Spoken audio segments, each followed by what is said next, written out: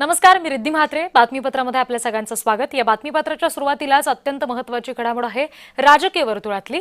सध्याच्या क्षणाला महापौर आणि उपमहापौर पदासंदर्भात संपूर्ण राज्यभरात अनेक प्रक्रियांना वेग आला आणि अशात मुंबईचा महापौर कोण असणार या निवड प्रक्रियेला प्रचंड वेग आलेला आहे असं दिसतंय.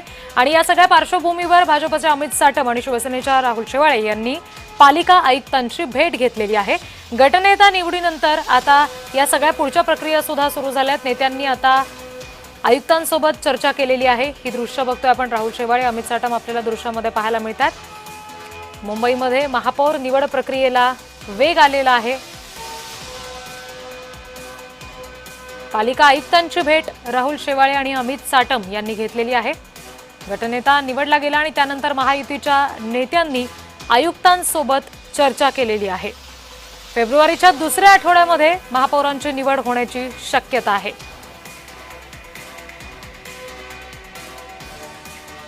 महापालिकांचा निकाल लागल्यापासूनच या सगळ्या संदर्भात प्रचंड उत्सुकता प्रत्येक मुंबईकरांच्या मनात आहे की महापौरपदी कोण बसणार. आरक्षण त्यानंतर लागू झालं आणि आता गटनेता निवडीनंतर महायुतीच्या नेत्यांनी या सगळ्या प्रक्रियेला आणखी वेग दिलेला दिसतोय. महायुतीच्या नेत्यांनी आयुक्तांची भेट घेतलेली आहे. राहुल शेवाळे आणि अमित साटम हे पालिका आयुक्तांच्या भेटीसाठी गेले. त्याची ही दृश्य आपण बघतोय. एकंदरीतच मुंबईमध्ये महापौर निवड प्रक्रियेला प्रचंड वेग आलेला आहे अशी ही चित्र आहेत. प्रतिनिधी ज्योत्स्ना गंगणे या सगळ्या संदर्भात आपल्याला आणखी तपशील देणार आहेत. ज्योत्स्ना. रिद्धी अगदी बरोबर आहे. मुंबईचा महापौर कोण होणार आणि तो कधी होणार याची वाट सगळेच बघत आहेत. कारण मुंबईच्या महापौर या पदासाठी एक विशेष महत्त्व असतं. देशाची आर्थिक राजधानी आहे आणि याच करता जे आहे ती आता तयारीचा वेग जो आहे तो जोरदार आहे.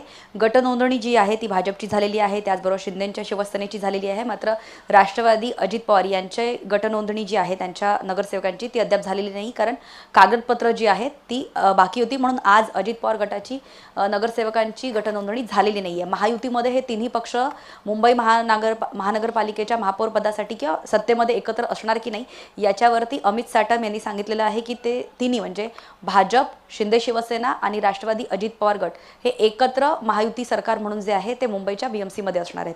यासाठी 6 फेब्रुवारीला म्हणजे महापौर पदासाठी जे आहे ते 6 फेब्रुवारीला जे आहे ते अर्ज दाखल केले जाणार आहे आणि 11 तारखेला जे आहे महापौर पदासाठी जे आहे ते शपथविधी घेतला जाणार आहे. कारण 18 तारखेला जे आहे ते स्थायी समिती अध्यक्ष आणि शिक्षण समिती अध्यक्ष जे आहेत ते निवडले जाणार आहे. कारण फेब्रुवारीच्या अंतिम आठवड्यामध्ये जे आहे ते मुंबई महानगरपालिकेचं बजेट सादर करायचं आहे, त्यांचा अर्थसंकल्प सादर करायचा आहे आणि त्यापूर्वी स्थायी समिती आणि शिक्षण समिती जे आहेत त्यांचे अध्यक्ष निवडण्याची प्रक्रिया जी आहे ती पूर्ण झालेली असावी आणि स्थायी समिती अध्यक्ष आणि शिक्षण समिती अध्यक्ष निवडण्यापूर्वी महापौर पदाची नियुक्ती झालेली असावी असा एक प्रोटोकॉल असतो. आणि त्यामुळे जेव्हा महापौर निवडला जातो तेव्हा सभागृहामध्ये जे आहे सभागृहामध्ये एक फॉर्मॅलिटी म्हणजे एक सभा होत असते आणि त्याच्यानंतर शिक्षण समिती आणि स्थायी समितीचा अध्यक्ष निवडला जात असतो आणि ते 18 तारखेला होणार आहे. त्यामुळे 6 फेब्रुवारीला महापौर पदासाठी अर्ज दाखल होईल. त्यासाठी आता आपल्याला माहिती आहे की मुंबई महानगरपालिकेसाठी ओपन महिला अशी सोडत जी आहे, आरक्षण सोडत जी आहे ती निघाली आहे. म्हणून मुंबईचा महापौर ही महिलाच होईल यावरती मात्र नक्की आहे आणि भाजपचाच महापौर होणार आहे हे सुद्धा नक्की आहे. मात्र ते नाव कोणतं असेल यावर जे आहे महायुतीमधील खास करून भाजप आणि शिंदेच्या शिवसेनेमध्ये जी आहे ती चर्चा जी आहे ती जोरदार आहे. भाजपचे 89 आणि शिंदेचे 29 अशा सगळ्या नगरसेवकांची नोंदणी झाल्यानंतर मुंबई महानगरपालिकेच्या सचिव कार्यालयामध्ये त्या दोन्ही गटांनी म्हणजे दोन्ही पक्षांनी जे आहेत त्यांची कागदपत्र जी आहेत ती त्यांनी दिलेली आहे. मात्र अजित पवारांच्या राष्ट्रवादीकडनं अद्याप कोकण भवनमध्ये गटनोंदणी झालेली नाहीये. त्यांची गटनोंदणी होईल आणि त्याच्यानंतर त्यांची म्हणजे अजित पवार नगरसेवकांची सुद्धा मग सचिव कार्यालयामध्ये ते कागदपत्र देतील आणि मग 6 तारखेला महापौर पदासाठीचे अर्ज दाखल केले जातील. आणि जसं तुम्ही म्हणताय ज्योत्स्ना की 6 तारखेला हे अर्ज दाखल करायचे आहेत, पण नाव निश्चिती होईलच, पण अर्ज दाखल करण्यासाठीची सुद्धा काही वेगळी लगबग असेल. त्या संदर्भात नेमक्या काय चर्चा सुरू आहे, त्यासाठी कुठली नावं समोर येत आहेत? अगदी बरोबर आहे.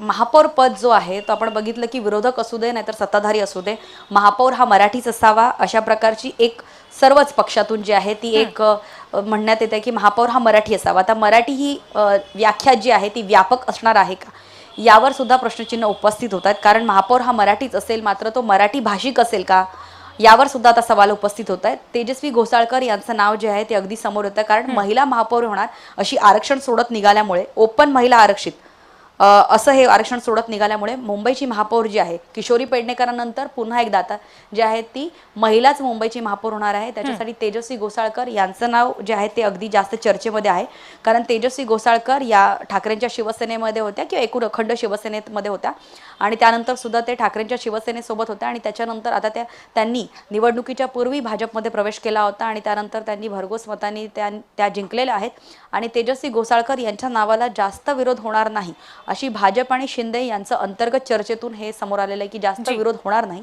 त्याच्यामुळे उपमहापौर पद जरी शिंदेंकडे आलं तरी महापौर पदासाठी जे आहे त्या तेजस्वी घोसाळकर यांचं नाव अग्रणी स्थान आहे. निश्चित. ज्योत्स्ना, या सगळ्या संदर्भात आणखी तपशील तुमच्याकडून घेऊ. तुम्ही आमच्याशी अशाच जोडलेले राहा.